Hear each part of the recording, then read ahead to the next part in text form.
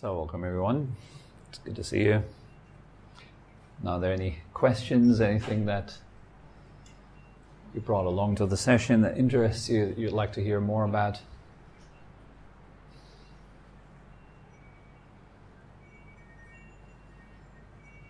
Yes. I find myself in the same cycles quite a lot. A lot of times negative cycles. Mm. And I'm wondering if you have any advice or insight on how to break these cycles. So you find yourself quite often in negative cycles and you would like to break them? And not go right back to them. I tend to break them. Okay, and then you repeat them again? Yeah. So not just breaking them, but like stopping them for good. What kind of cycles do you refer to? Is that thoughts or emotional things, or is it actions in life, like physical actions? Maybe like emotional relationships with people who might not be bringing the best energy to my life. Okay.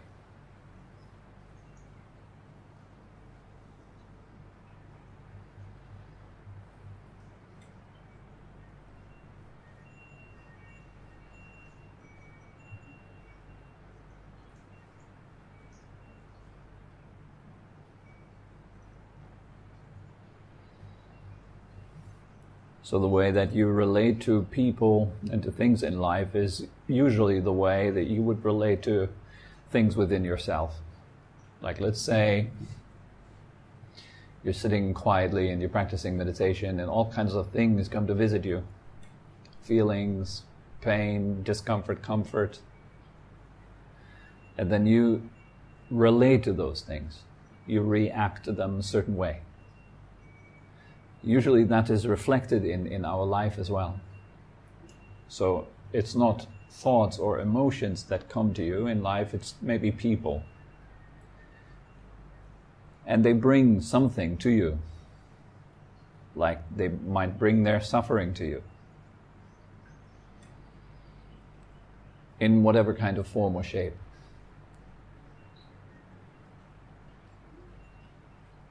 And then we usually react to these things in a certain way, unconsciously, not knowing how we react, not knowing what we're doing actually, just simply reacting in an impulsive way. That is the case because we don't know ourselves, we don't have stable mindfulness, we're unable to see ourselves, and with that to see what we are doing. And whether it is beneficial or not, we can't see that. We just do it. And we do those things not because we want to or we chose to. We do those things because we did them before. So it's kind of like a habit. If you do it a few times, it installs itself as a habit. Your brain thinks, oh, that's necessary for me to survive. So I put that on autopilot and I just let it play out through the rest of your life comfortably so you don't have to worry about generating it new each time. I'll take care of it for you, is your brain, right? So the way to break that is, first of all, by waking up to what's going on, by becoming conscious of it, seeing, well, this is what I'm doing every day.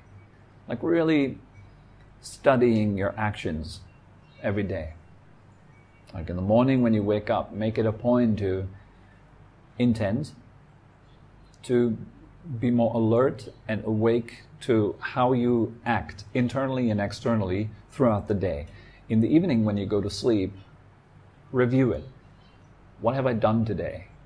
Did that serve me? Did it not? Who have I associated with today? That would be the first point.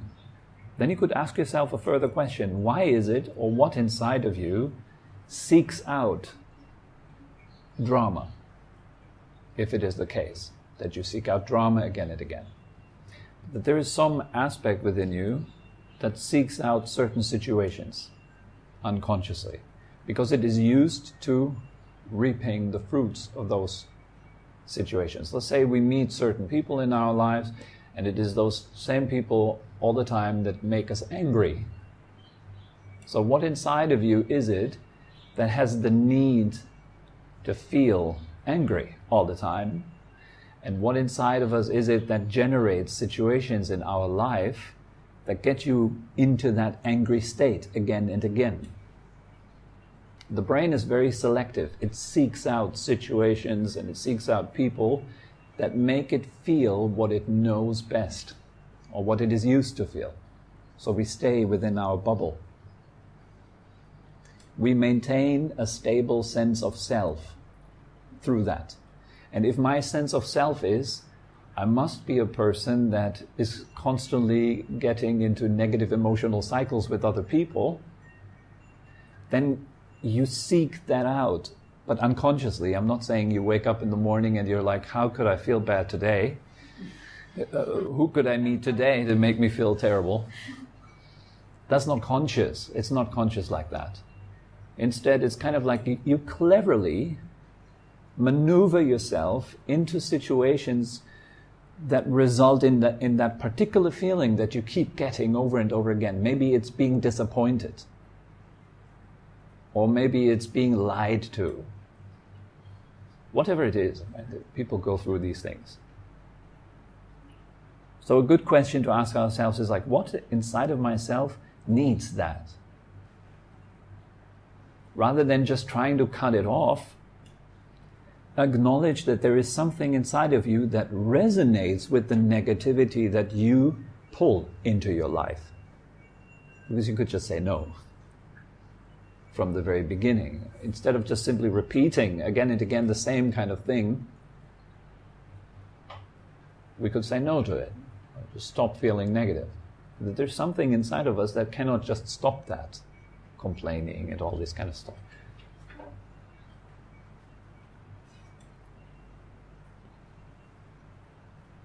And once you figure out why that is, then it's kind of like giving yourself permission and to release it, to let it go. Then the real work starts. Then you have to let go of harming yourself. Using other people and situations with other people to harm myself. Very often at the root base of that is, I don't deserve to be happy. I must surround myself with people that make sure that I remain in an unhappy state.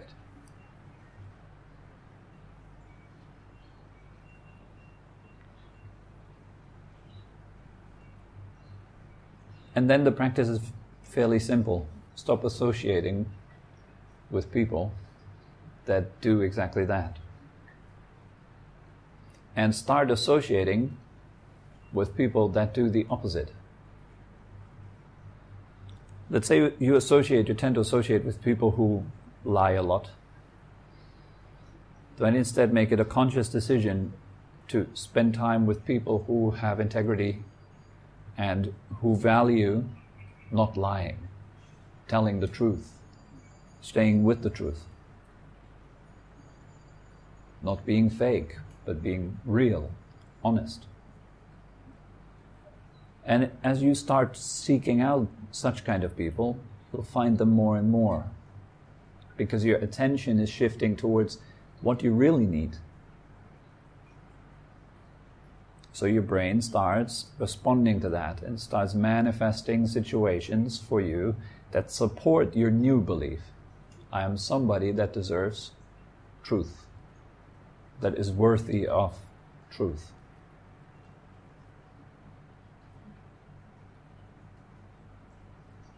I'm somebody that upholds integrity. I'm somebody that upholds honesty. I'm somebody that upholds calmness or peace or whatever it is. Then you need to show to yourself that this is how you relate to yourself. That whatever comes up, you're not reacting the same way you did before, but you react in a new way to yourself first. This is what we do when we sit and we meditate. We learn to react to ourselves differently, more skillfully. Say I sit here and my eyes are closed and suddenly I feel that behind me there could be a snake.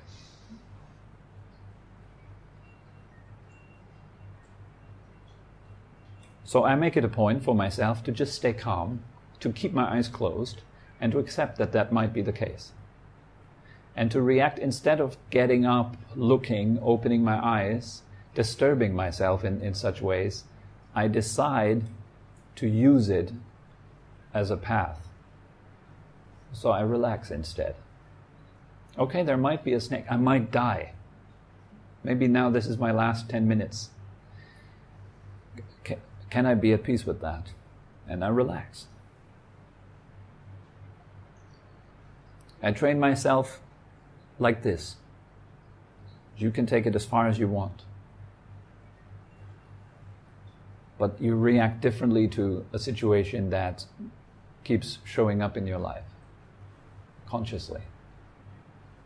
And then make small steps every day a little bit. Try to do it differently. React differently. Does that make sense? Yeah. Cool. Anything else? How is it with people we have to associate, like in work or something? In private you can say, okay, this person is a liar and it doesn't make me feel good and it's not good for my life. But like in a job or something like this, and we have to and I cannot say, okay, I don't talk to you anymore. Yeah. How we can be there better? In such situations, I would do it like this. I would then strictly stay with myself and say, well, there might be twisted people around me, but at least I don't have to suffer them. So I have the option of being with myself and relaxing and being at ease. I don't have to suffer that people are the way people are. Right? I can't change them. I can't go around and I say, please everyone, you must be in a way that is agreeable so I don't have to suffer you. Right? The real problem is that we are suffering people. People are just people. We all kind of have our characters and our burdens and we carry them around and we move through this world and it creates conflict and trouble. At least may I use that as a training so I don't have to suffer. I can just stay centered within myself. I can do that quite easily when it's kind of normal. That's what I find very difficult when the people become abusive. Yes?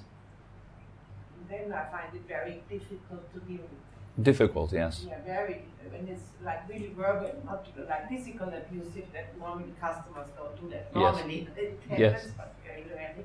But really verbally abusive. Verbally abusive. Yes. Yes. It's hard to take. Really. It's hard to take. It's not easy to stay with yourself when this happens. But it's good to make it a point in your training to clearly know this person is this person and whatever they say has nothing to do with who I am, but it has everything to do with who they are. And to make that really clear, like before you go to work, you had people are people, and what they do is what they do, and what I do is what I do. I'm able to not take it personally because I can see they do it not only with me. Yes. They do it normally with all the stuff. Yes. It doesn't matter with me or somebody else. They are always the same and everywhere. Yes. When they go to the hairdresser or to the shop, it's very... Yes. Well, this is the world. In certain places it's just like that. There are people like this. It might be a question to ask yourself, how is it and why is it that you are attracted again and again to jobs that give you that same experience over and over? Because I know you since like 6 years or so now, 5 years, or maybe even longer. And I know that same problem. You keep getting into it. So maybe ask yourself... What kind of job is in a hospitality job? Yes. So what inside of you needs that kind of situation so you can't just abandon it? In general, I like hospitality jobs. It became like very difficult year after, if you understand. Yes. Or maybe it is something inside of you that seeks out to feel like that the world is a certain way and it's bad. It might just be that simple. Just to keep that confirmed every day. Yes, the world is still bad. And yes, it's still miserable, and I'm miserable in it. Maybe it is simply just the fact that you don't let yourself enjoy happiness. And the job is kind of like a way to keep you in that. People not used to be that abusive. Well, it's the kind of thing we have all the time. That is the job. That Yes. was always like this since the first day I started that job. But the abusiveness becomes Yes. really more. Oh, my labor reason is like this. I didn't never ask them. But it's just how to deal with it. It is like this. I cannot change it, and I think it will become probably more. I don't know. yes. If it becomes more, I have still to deal with it. Correct, yeah. You still have to deal with it. Yeah. Maybe you have to deal with yourself rather than people. Forget people. People are people. The world is the world. It just does what it does. Yeah, but it's my job to deal with it. That takes, or I could change Yes? the job. Is it your job to suffer? No. No. Can you stop doing that? Is there a possibility? Let's ask like That I'm this. seeking for, no? Yeah. Would it be possible for you to be happy? Is that possible? That you could be happy? At the moment, I try to separate it. It's the job and my private life. Well, yes or no? Yes or no? Is it possible that you could be happy? Of course it's possible. What would it take? Change the job or change yourself? Because in the next job you will still be there. But changing the job, like doing really something very different. Mm. I think it's more about this. Maybe both. Maybe both. Or maybe the job is simply a reflection of this. If you take it But why deeper. does it work in private? It works quite well at the moment. I mean, So then how can you bring the private into the professional? That what Yeah. works in private, how can you translate it? See, that there is always a possibility. We always have a possibility. Could I react differently to that? It's a good question to ask ourselves. Could I? Yes, I could. Most of us would have to admit, yeah, I could be happy. I could be relaxed. Then the question is, why not? And then there are our excuses that keep us in our comfort zone of our suffering. This is me, and in order to be me, there must be suffering. That's the real problem. We can't let go of our suffering. We just don't drop it. So we keep repeating the suffering for years and years in different forms and shapes until we get it. It's kind of like life gives you lessons, gives you situations and opportunities to see yourself. It constantly holds up a mirror. Look. Have you hurt yourself enough yet? Could you let that go already? Could you stop? And it's not other things, it's not other people, it's not other jobs. It never is. In the end, you could only point your finger one way. And it's to yourself. You have always an option how to take things. And you could take a lot. You're very strong. You don't have to be a victim. And to recognize that strength within yourself, that is victory. And repetitive victory is practice, is the path. That is an option. You don't have to suffer. You could be happy. What would it take? How long do you want to wait for it? When do you want to be happy? In 10 minutes? In 10 days? Do you have a date? Like, how long do you want to wait to care for yourself?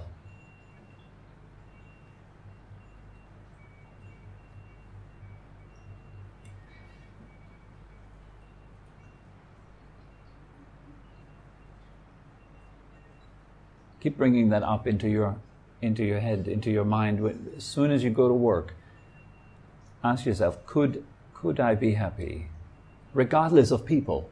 Forget people. It's not them. It is never them. And it is them. When somebody is really abusive, verbally abusive, or whatever is really verbally abusive, normally it hits us, isn't it? Even when and I don't take it I don't know, I know that it doesn't mean me, because it's a ridiculous person who doesn't know me. Mm. But still, in a way, depends also on your personal day, it kind of hits you, no? Yes. Oh. Yeah, that's why we practice. And I know that it shouldn't, but it does. I have the shooting way. Yeah, well, it does. That's the truth. It hits you. Truth. Yeah, it hits you. In a way, it does. Yes. And it should. Yes. That's the point. It will hit you until you get out of the way. Like if you go into the ring and you complain that the guy is hitting you all the time, you're like, what are you doing in the ring? You're obviously not ready for the fight. Right? It's like you're complaining, it's like, stop hitting me. It's like, what is this? All this abuse. It's like maybe you end up in the wrong place. Your place may be not the ring yet. Maybe it's more of sandbag first, then ring. It's all practice, it's all training. If your practice is good, it will show in your work, and it will show with your calmness, your confidence in the knowing quality, in the observing quality, and your ability to stay equanimous, to not react immediately, emotionally, or with thoughts or with actions to whatever happens. You're able to take a step back and see, and actually not take it personally. What is it that hits us? It is taking it personally. Because that what is hit is the person. You can't hit awareness. It's impossible to hit consciousness. But you can hit a person. The person is always in the way. So if you want to be unhittable, you have to change your dwelling place from person to awareness. You have to open your eyes and see clearly into things, that you are that principle which is seeing, not reacting. And you see what? Well, truth. The only thing that there is to see is truth. And what is truth? Truth is what is, just as it is. And it's our conflict, our battle in truth, our conflict with truth. That is the real problem. Our war with the way it is. Like, but it should not be. How is it that they abuse? First we get ourselves into a situation that is abusive, and then we complain about the situation being abusive. It is this, that's the problem. Who got you into that? What was it that got you into that? Wasn't it you? It's always just me. I'm the one making decisions. I'm the one hoping for life to get better if I change my surroundings. If I could only change people, if I could only change jobs, relationships, whatever it is, then I could be happy. What if that I could never be happy? Because its very purpose is to be unhappy and to seek happiness, but never find it. Because once you find it, it would have to dissolve. Or let's say, once it dissolves, you found it. Is that little seeker? That's the problem. It's constantly hoping, fearing, seeking, trying. And also when I find it hits me also when it happens to my colleagues. Same. It hits me. Because they're even suffering more from this. Yes. Such is the world. You can't help other people unless you help yourself.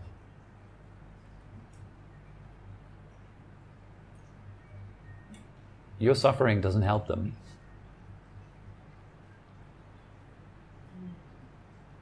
They're suffering more of it because of all the weight, the skin color, Yes.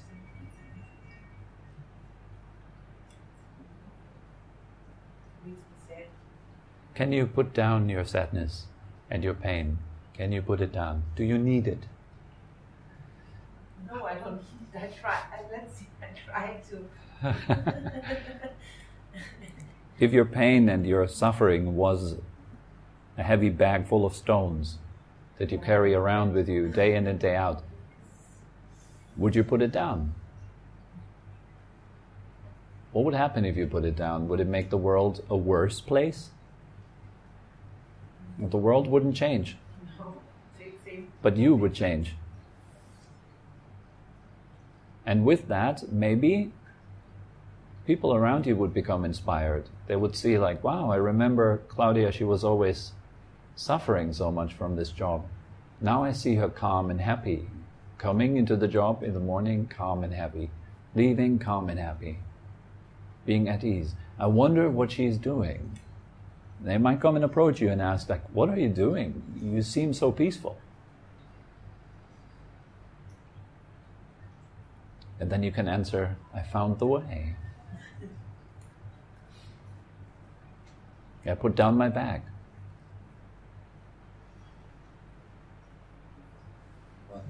Yes? What is that bag of stone is responsibilities. Like if you put down that your stress and your unhappiness, then you get rid of your suffering because you get rid of your responsibilities also.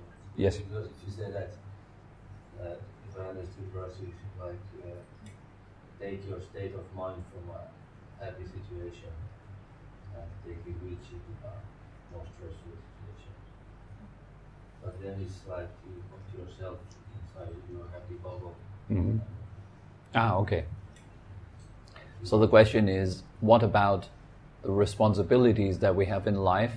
If I put down my suffering, am I not just kind of being in my happy bubble, but I'm not actually really helping the world? I'm just only becoming kind of selfish, self-absorbed in my little happiness, regardless of everyone else around me that I could help. Yeah? Like picture 3 people drowning. One of them is you.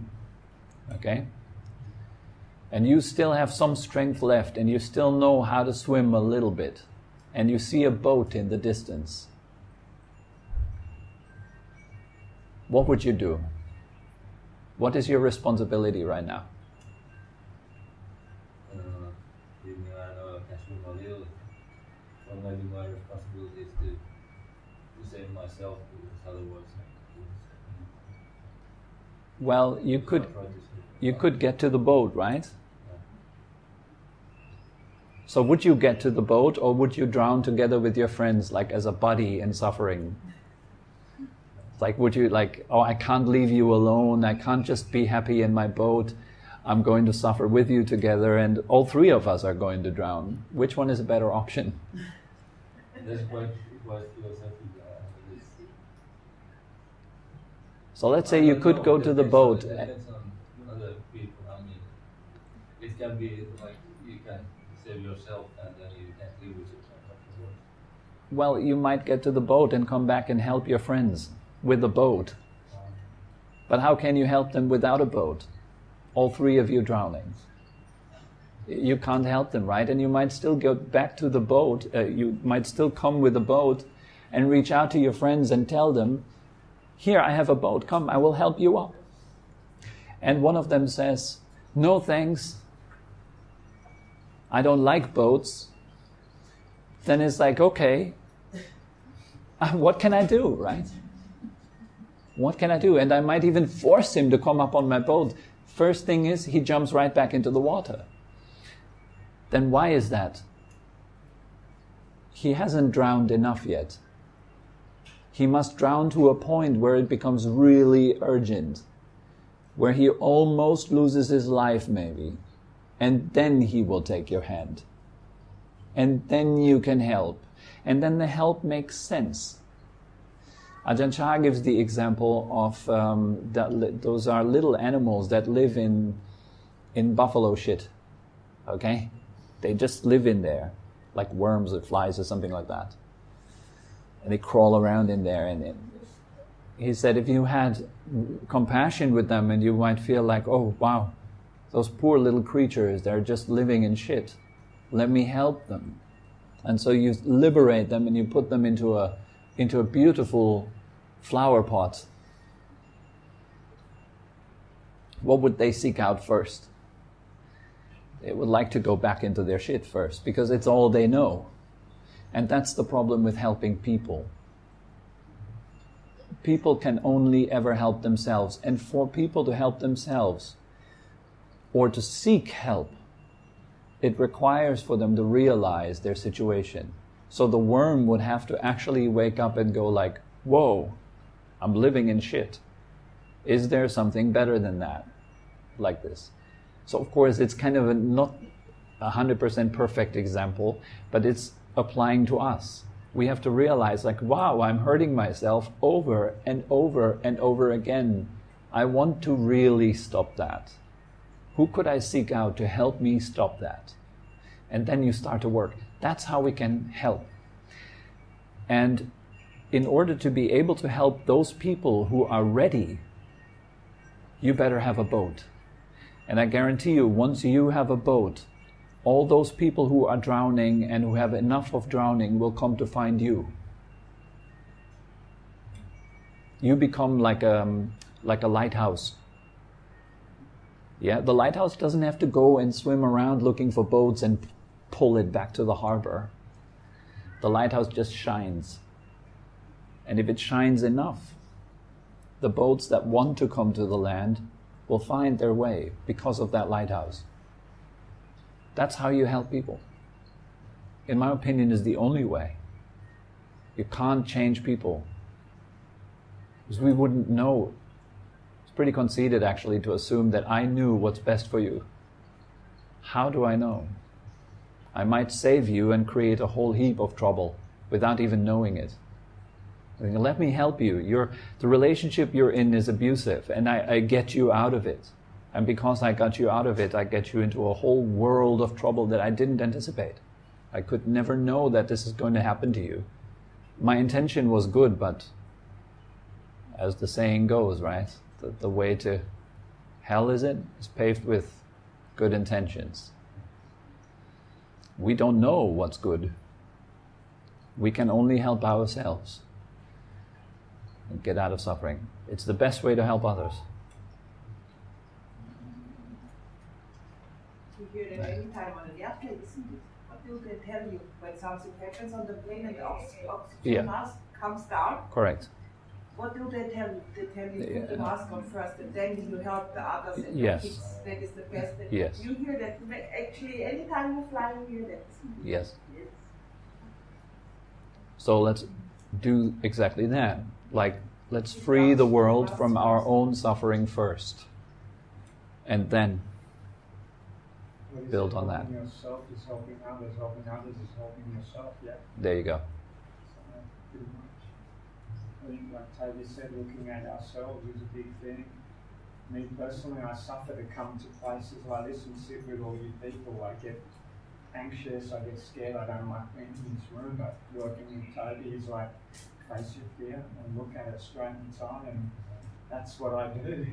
I've come here today, I don't like to sit in places like this, but I either sit at home and go, be miserable and go, wow, I missed out on something, and then today I said, you know what, I'm coming, and just come and do it and sit, and now I'm like, wow, it's great, I'm enjoying it. So it's just looking at exactly what he said, looking at what's there, what's holding you back, and it's either do I still want to be here, or do I want to move on from it? And me personally, I want to move on from suffering. So this is suffering. For me to be here is suffering, sitting in a room. So the only way to get away from it is to come here. And then by being here, I'm going, well, hang on a minute, I'm actually not suffering. I'm liberating myself. So then I'm sure next week will come, I'll be scared again to come, but I'll do it again, and then hopefully I'll feel better again, and each time it's letting go of the baggage and feeling better each time. It's looking at it straight in the eye and realising there's a better outcome on the outside of it rather than holding on to it. That's what I've learned from him, so I wouldn't be sitting here right now if it weren't for him giving me that advice and helping me. So I think, yeah, exactly what he says is right here. We all have suffering. Every single one of us, a little bit or not, we all have it. So it's moving on from it. That's right. That's all I can say. Very good. All right, guys. So, I think good enough for today. Yeah? Have a good week. We'll see you again on Thursday evening if you want to come at 7 p.m.